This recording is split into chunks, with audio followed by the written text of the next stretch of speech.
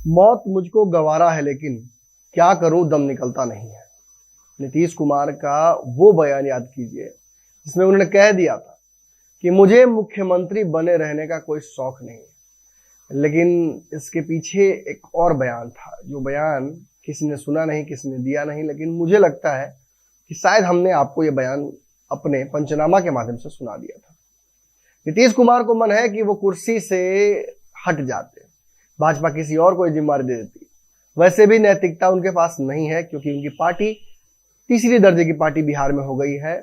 जो लोजपा ने उनके साथ किया है उसकी वजह से उन्हें 28 सीटों का नुकसान जो हुआ है, उसकी वजह से वो भाजपा से कम सीटें लेकर आए हैं। ऐसे में उनको लगता है कि भाजपा को अपना मुख्यमंत्री देना चाहिए, भाजपा को भी ऐसा ही लगता है। लेकिन जो शेर मैंने कहा, मौत मुझे गवारा है लेकिन क्या करूं दम निकलता नहीं है। नीतीश चाहते हैं कि उनके पास ये कुर्सी न रहे, लेकिन भाजपा के मन में कुछ और ही चल रहा है। भाजपा कहती है अभी वक्त नहीं हुआ है, अभी आपसे बहुत सारे हिसाब किताब करने बाकी है। नमस्कार, स्वागत है आपका पंचनामा में। पंचनामा में खबरों की चीरफाड़ होती है और आज अकेले हूं तो खबर बड़ी ही होगी। आपने आज पूरे दिन कहीं ना कहीं जरूर सुना होगा, हमारे चैनल पर भी सुना होगा और बहुत सारे अलग अलग खबरिया चैनल हैं। गिरिराज सिंह ने एक बयान दिया है। गिरिराज सिंह ने कहा है, अब जो कहा है वो मैं रिपीट कर रहा हूं, ये मेरे बयान नहीं है, ये मेरे शब्द नहीं है, इसलिए कोई भी केस कचहरी होगा तो वो गिरिराज सिंह पर हो, मुझ पर ना हो। गिरिराज सिंह ने कहा है कि नीतीश कुमार उतने प्रभावी नहीं रह गए हैं।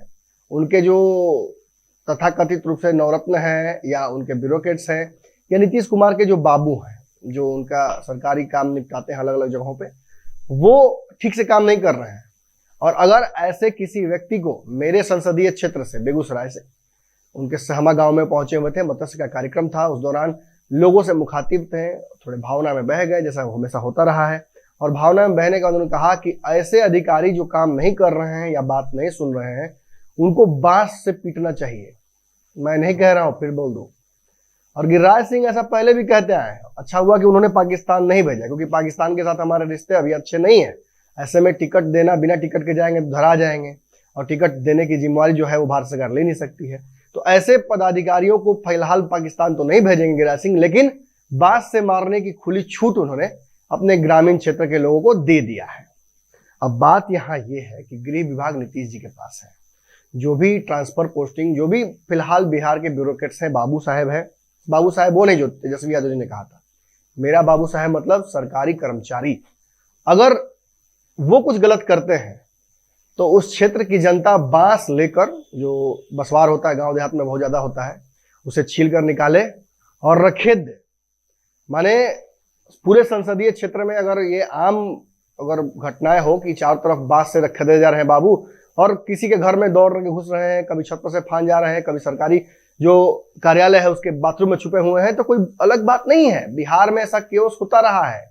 और अब जबकि खुली छूट दे दी है गिरिराज सिंह ने, तो कहीं ना कहीं नीतीश कुमार की तरफ हमारी जो नजरें हैं वो सहसा टिक जाती हैं।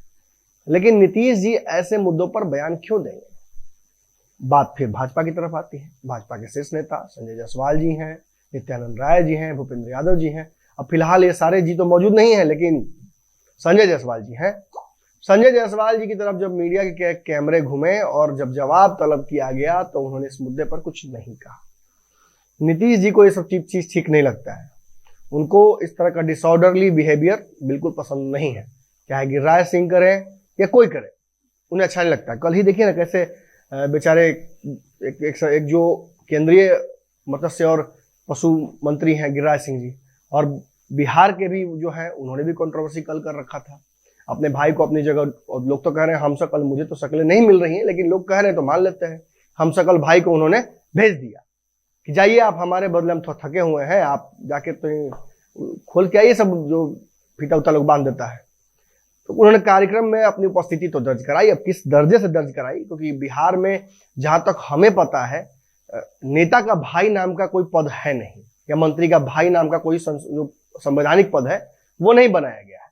लेकिन कालांतर में लालू यादव के भी साम्राज्य जब था उनका बिहार में, तो उनके सालों ने बिहार में खूब तांडव मचाया है। अब इस बात को लेकर मैं गाली भी सुनूंगा, मुझे पता है, लेकिन कोई बात नहीं, हम इस बात के लिए तैयार रहते हैं, हमें तो रोज गालियां पड़ती हैं।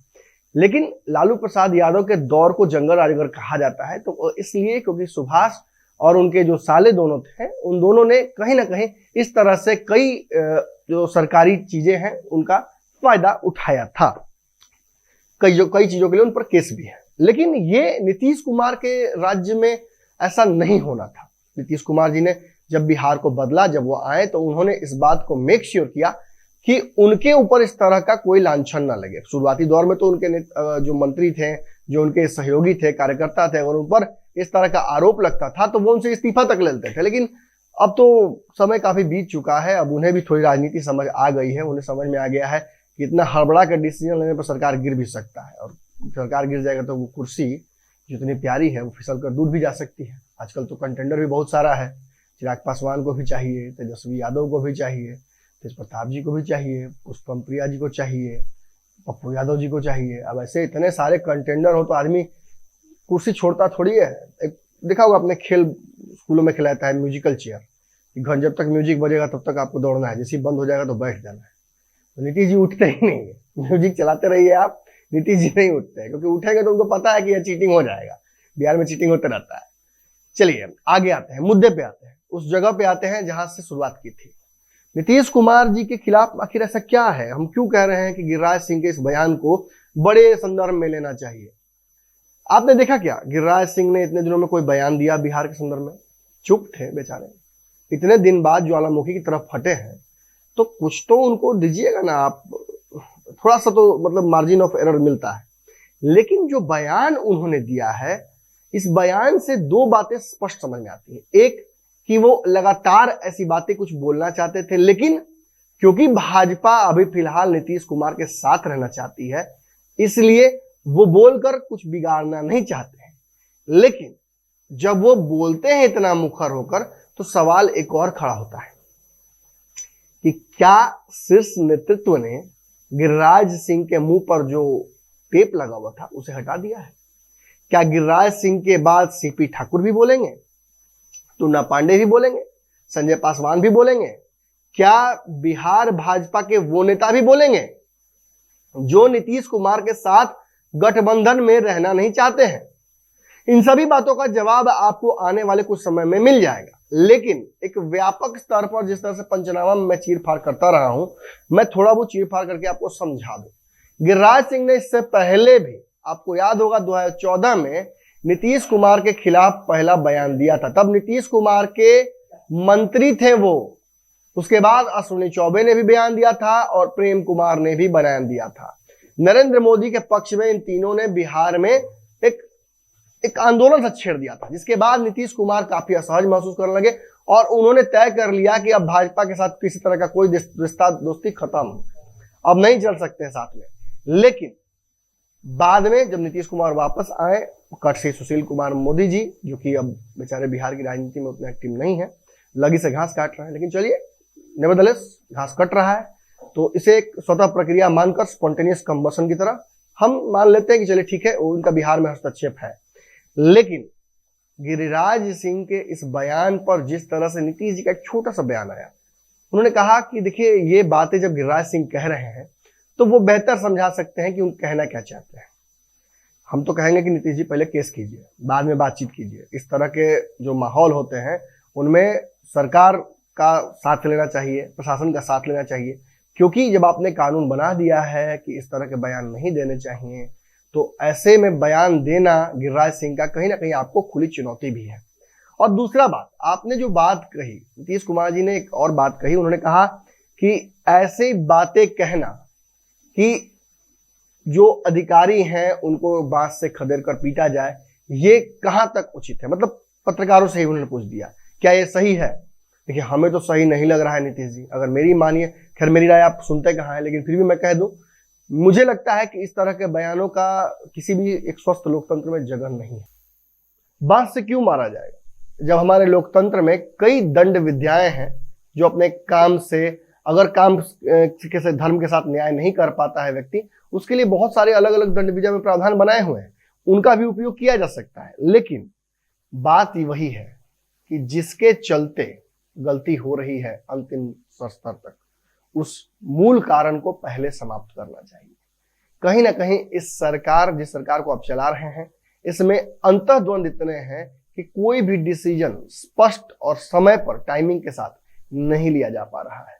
आज जिस तरह से तेजस्वी यादव ने एक ट्वीट करके आपकी पूरी सरकार को एक ही ट्वीट में घेर लिया, उन्होंने ये भी कह दिया कि पत्रकार अगर कुछ भी कहते हैं तो आप उन पर एफआईआर करा देते हैं, आप सोशल मीडिया पर बोलने से लोगों को रोकते हैं, लेकिन आप ही के सहयोगी लगातार गलती कर रहे हैं। कल एक तरफ जहां बिहार के आपके जो पशु और मत्स्य विभाग के मंत्री हैं, उन्होंने प्रोटोकॉल को ब्रेक किया, बड़े ढंग पर प्रोटोकॉल को ब्रेक किया, वहीं दूसरी तरफ आपके जो केंद्रीय मंत्री हैं पशुपालन के, वो कहते हैं कि अधिकारियों को पीटना चाहिए।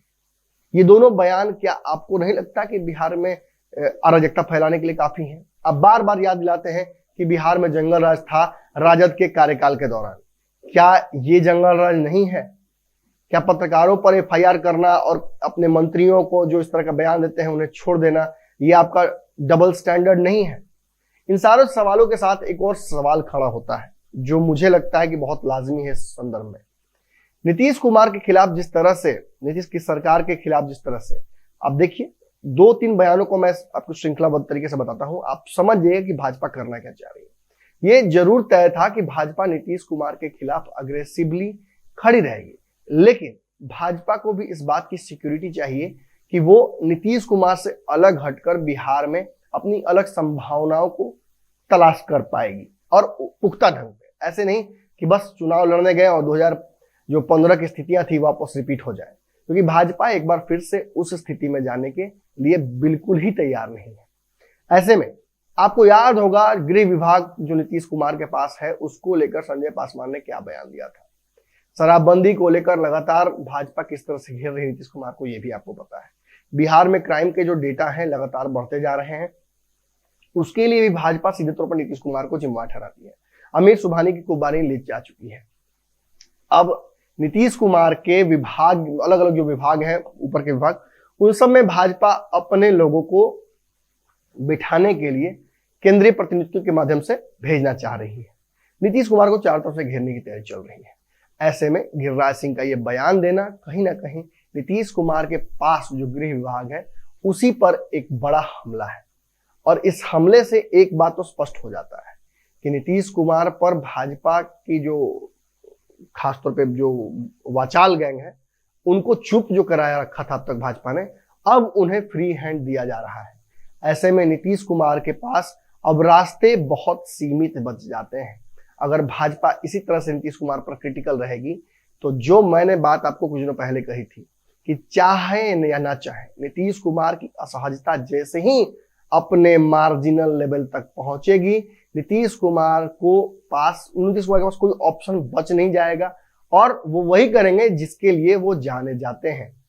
तब तक आपको कैसा लगा ये पंचनामा जरूर बताइए, कमेंट सेक्शन खुला हुआ है। गिरिराज सिंह के बयान पर नीतीश कुमार की प्रतिक्रिया भी आपने सुन ली, तेजस्वी यादव ने क्या कहा ये भी आपने सुन लिया। हाँ, एक बात जरूर है कि ये भीड़ तंत्र का न्याय कुछ लोगों को बहुत पसंद आता है, तो मैं जानना चाहूंगा दर्शकों से भी, आपसे भी एक सवाल है मेरा कि क्या गिरिराज सिंह द्वारा दिया गया ये बयान आपको उचित लगता है, या आपको लगता है कि इस तरह के बयान देकर कहीं ना कहीं शास्त्रीय लोकप्रियता हासिल करने की कोशिश भी गिरिराज सिंह कर रहे हैं और कहीं ना कहीं नीतीश कुमार को एक कोने में ढकेलकर भाजपा जो चाहती है वो पूरा करना चाह रही है।